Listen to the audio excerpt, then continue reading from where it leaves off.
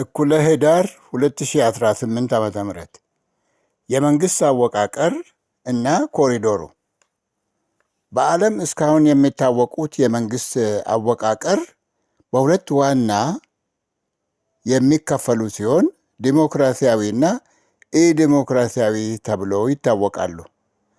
እነዚህም በየተራቸው የተለያዩ የመንግስት ቅርጽ አሏቸው።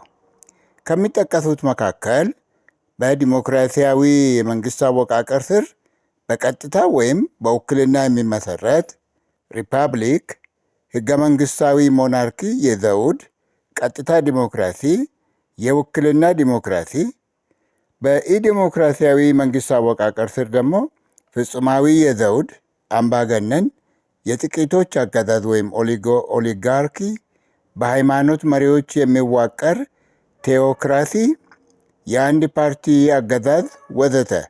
የሀገራችንን የመደመር መንግስት ከየትኛውም ኢንሳይክሎፒዲያ ማግኘት አልቻልኩምና ከዓለም እንለያለን ወይ? ለዚህ ጥያቄና ማብራሪያ መነሻ በመንግስት ኮሚኒኬሽን አገልግሎት በፎኒክስ ብራውዘር ካየሁት ጽሑፍ የመደመር መንግስት በማለቱና በግራፍ ያስቀመጠው እድገት ማሳያ ነው።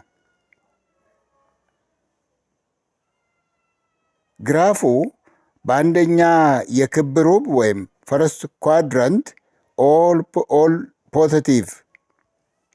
ፖዚቲቭ ከትንሽ ጀምሮ ወደ ላይ እድገትን የሚያሳይ አይነት ሆኖ ታይቷል።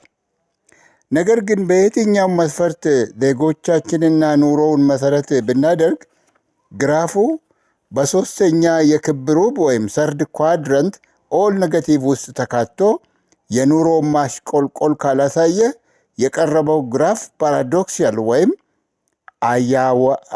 አያዋዊ ዘይቤን ያሳያል። እባካችሁ የማይመስል ነገር አታሳዩን። የምታቀርቡት መረጃ ተጨባጭና እውነት የሆነ ቢሆን ትመሰገናላችሁ።